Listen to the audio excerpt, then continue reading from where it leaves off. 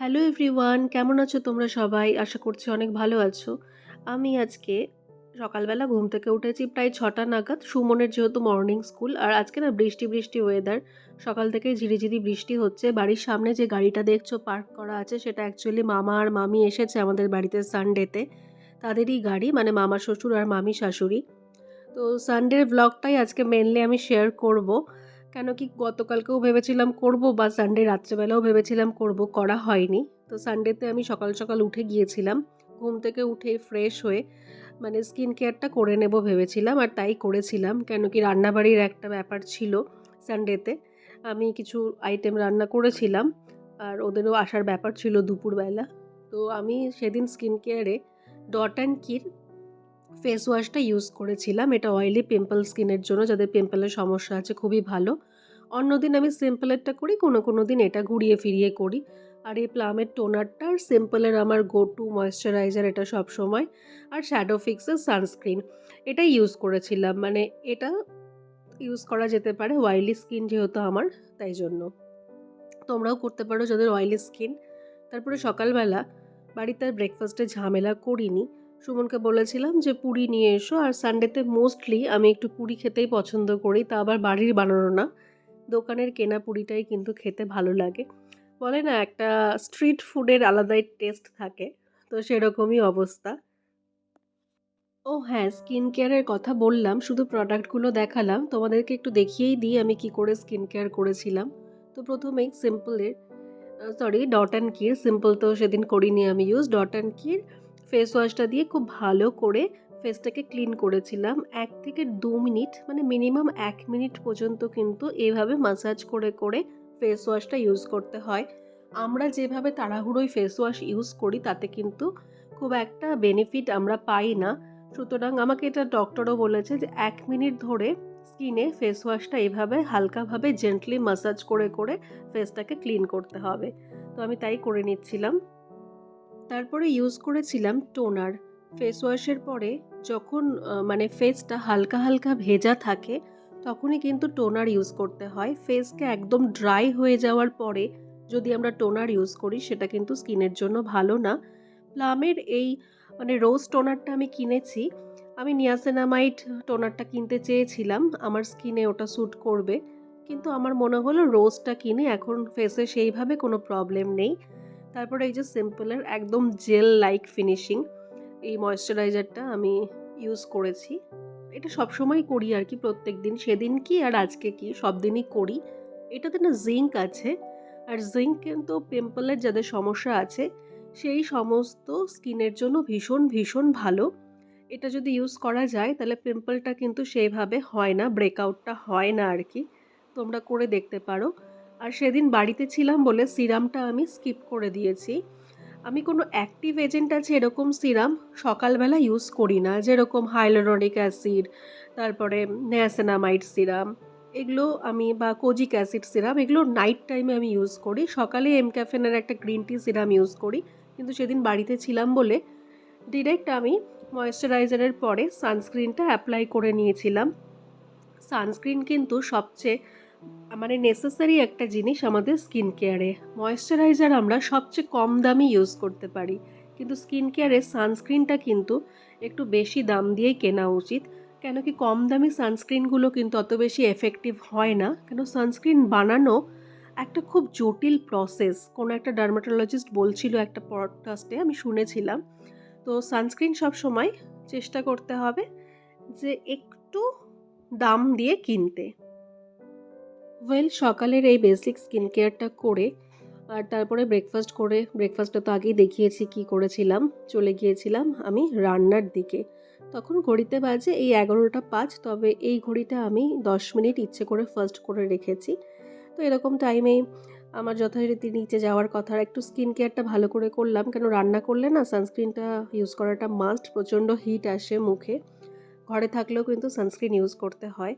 আর আমি না অনেক দিন পরে পান খেলাম। পান বাড়িতে ছিল, আমি একটা খেলাম। পান খেতে আমি খুব পছন্দ করি।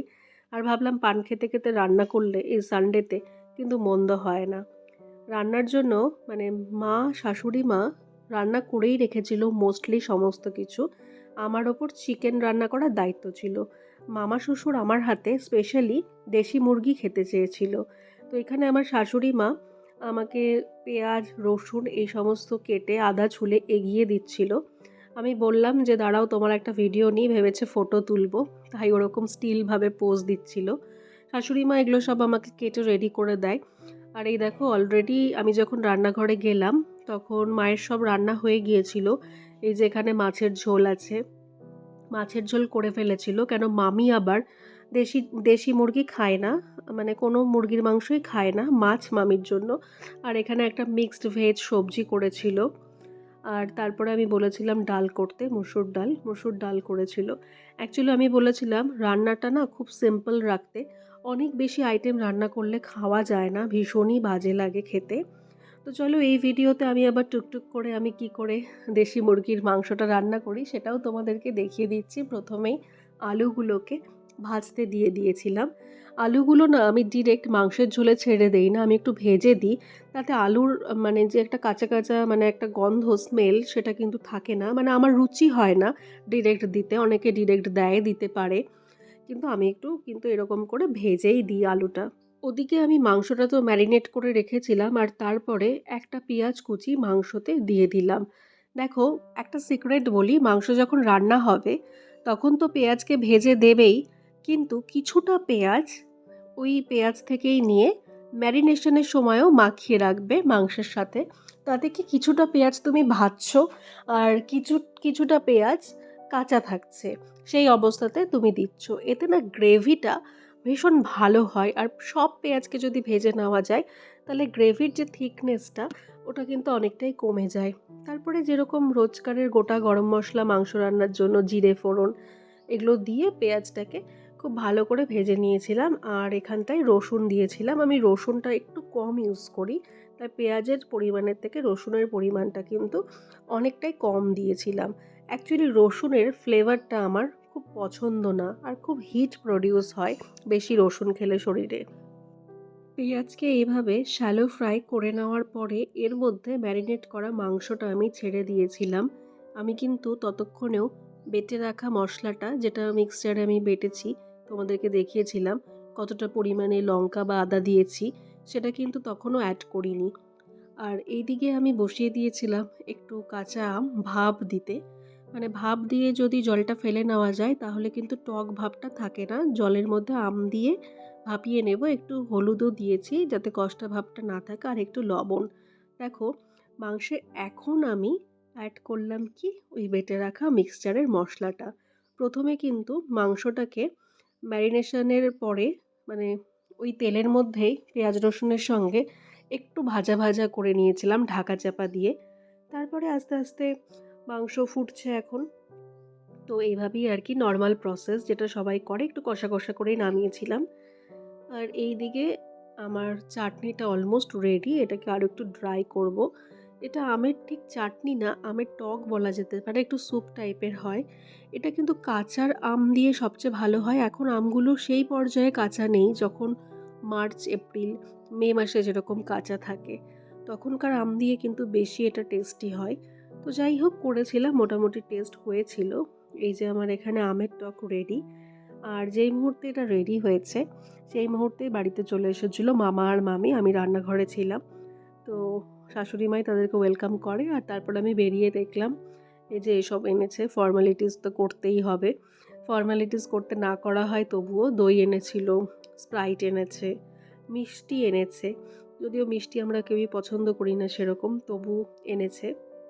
তো কি আর বলবো, আমরাও যখন কারোর বাড়ি যাই অবভিয়াসলি আমরা খালি হাতে যাই না। আমরা কিন্তু এই সমস্ত ছোটোখাটো লৌকিকতা করেই থাকি। তো তারাও করেছে, যতই নিজের লোক হোক না কেন। দেখো চিকেন রান্না হয়ে গিয়েছিল আর ফাইনাল লুকসটা কিন্তু এরকম এসেছিল। আমি ভিডিও নিয়ে রেখেছিলাম।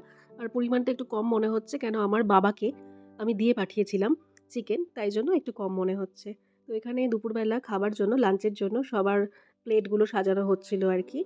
তো মানে আমি ছিলাম, আমার শাশুড়ি মা, শ্বশুর মশাই, সুমন আর মামা মামি আর তাদের ড্রাইভার দাদা এসেছিল। তো আমরা সবাই মিলেই লাঞ্চে বসেছিলাম। প্রথমে গেস্টদেরকে বসিয়েছিলাম, তারপরে আমরা বসেছিলাম। তো এখানে সবারটাই একসাথে বেড়ে নেওয়া হচ্ছিল। আর আমি না মাংস একদম বাড়তে পারি না। সুমনকে বলেছিলাম তুমি বেড়ে দাও। আর এখানে দেখো বাবা, মামি, মামা আর ড্রাইভার দাদা বসে গিয়েছিল খেতে। আর মাংসটা যেহেতু খুব ভালো হয়েছিল, বাট আমি ফিল করছিলাম আমার মামা স্পেশালি খেতে চেয়েছিল। সুমনকে বললাম একটু মামাকে বেশি করে দাও। আর তারপরে সানডেতে এত গরম ছিল না, মানে ঘুমই হচ্ছিল না ওপরে এসে। তো একটা মুভি দেখলাম, অ্যাকচুয়ালি ২ টো মুভি দেখেছিলাম। ১ম এ 'প্রজাপতি' মুভিটা দেখেছিলাম। সেটা যখন শেষ হলো সন্ধেবেলা অটোমেটিক্যালি এই মুভিটা চালু হয়ে গেল। আর এই মুভিটাও কিন্তু দারুণ ছিল। এটা আমার দেখার ইচ্ছা ছিল কিন্তু দেখা হয়নি। আমি হইচইতে এর অ্যাড দেখেছিলাম। আর তারপরে কি রোববারের কাছাকাছি, শুক্রবারের, শনিবারের সমস্ত দিনের কাছাকাছিগুলো জমেছিল। জামাকাপড় ভাঁজ করা হচ্ছিল না। শুধু ওয়াশ করে রেখে দিয়েছিলাম। সমস্ত জামাকাপড় এগুলো মোস্টলি বাড়িতে পরারই জামাকাপড় বা একটু রেগুলার ইউজের জন্য বাইরে বেরোনোর। তো এগুলোকে কেচে একদম পাট করে ভাঁজ করে মানে রেখে দিলাম তুলে। এই ভাঁজ করে রাখাতে আমার আবার ভীষণ ল্যাথার্জি। আমি একদমই এগুলো পারি না কিন্তু করলাম। বলে না সংসার করতে আসলে মানুষ অনেক কিছু শিখে যায়। আর এই সন্ধ্যাবেলা দেখলাম আমার গাছগুলো দুবেলা জল দেওয়া সত্ত্বেও কিন্তু এরকম হলুদ হয়ে যাচ্ছে পাতাগুলো। তো আবার ব্যালকনিতে গিয়ে গাছেদেরকে জল দিয়ে দিলাম। আস্তে আস্তে না ব্যালকনিটা সেজে উঠছে। আর নতুন নতুন ১টা ২টো করে গাছ আমরা কিন্তু অ্যাড করছি। বেশ ভালো লাগে বলো? ইচ্ছা আছে এখানে একটু বসার জায়গারও সেটআপ করব। এখনো সবটা করে উঠতে পারছি না, আস্তে আস্তে করব। একে তো নতুন জায়গা, নতুন পরিবেশ অ্যাডজাস্ট হতে টাইম লাগে।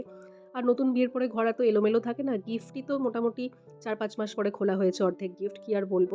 আর এই তো সন্ধে প্রায় নেমে এসেছে। গাছে জল-টল দেওয়া হয়ে গিয়েছিল। কিছুক্ষণ ব্যালকনিতে দাঁড়িয়ে আমি আবার রুমে চলে এসেছিলাম। ভ্লগটা ভেবেছিলাম রোববার দিন রাত্রেবেলায় শেয়ার করব, কিন্তু এই যে ব্যালকনি থেকে যে মুহূর্তে ঘরে এসেছি আমার না এত মাথা ব্যথা শুরু হয়েছিল, মানে সারাদিন এত গরম ছিল, মানে এসিও ঠিকঠাক কাজ করছিল না, এরকম অবস্থা, তাই আর শেয়ার করতে পারিনি। চলো ভ্লগটা কেমন লাগলো জানিও। এখন আসছি, বাই।